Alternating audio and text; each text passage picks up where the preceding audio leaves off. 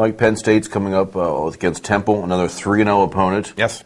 Penn State's not even another 3-0 opponent. Penn State's not 3-0. First of all, Temple and 3-0 don't usually go together too well. They do not. It's a fair point. Yeah, some people are saying Temple's actually going to beat them this week. I see that not happening at all. You're scoffing.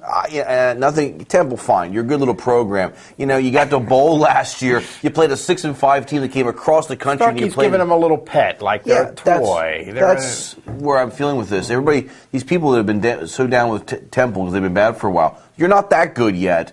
I think Penn State will win. I don't think it's going to be a blowout. Good for Temple. You know, Penn State will be awake this week. Last week, I think they went through the motions against the team. Kent State last week, Mike, was just there for the paycheck. It looked like. We don't need to get into that too much, but did you sense that? I did think that it was not. I did think that it was not an impressive effort as far as let's come in here and try and pull out some stops and try and pull off an upset. You didn't get any sense of that at all. A couple of fourth downs in Penn State territory where they could have gone for it and they punt the ball. And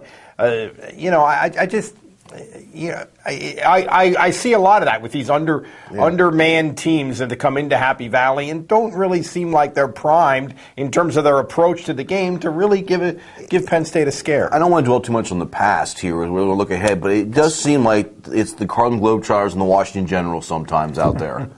You know. Well, so they are getting paid. Let's look a little bit ahead. One of the things from last week that I will bring up, and it's happened for 3 straight weeks, is I have not been overly impressed with Penn State's linebackers. Are we going to see a better performance out of these guys? I mean, I think they're shuffling in so many guys. It's hard for them to get the continuity they need. They have a lot of depth there.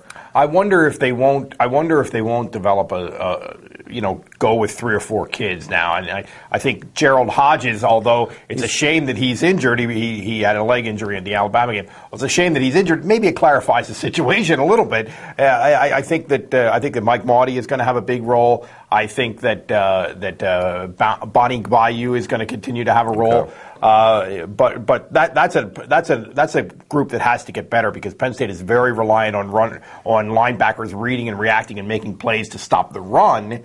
And Temple's going to run the ball. A lot of the teams say Iowa's going to run the ball. You know, that's the next 2 weeks. So that is an important area where Penn State, I think, has to get better pretty quick. I think Hodges is going to be a stud. It could be a good thing that he's out because it'll keep him at school a little bit longer, too. I think once he gets to play full-time, he's going to be like a Navarro Bowman, a LeVar Arrington. This guy you're going to see him in the NFL someday.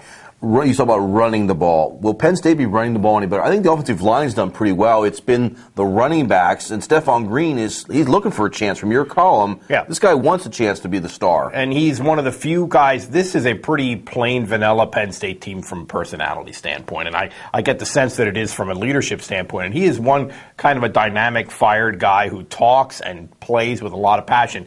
And that's kind of in contrast to the starter, Evan Royster, who is really just kind of not a very intense guy and doesn't seem like he doesn't have the reputation of being a hard worker or anything else. So it'll be interesting to see how that plays out. But really, Joe downplayed this whole thing of playing young people. And I kind of agree with him a little bit. I think that was a little overblown in the coverage of the Kent State game. Because, for example, he started 2 new kids on the defensive ends, Pete Massaro and Sean Stanley.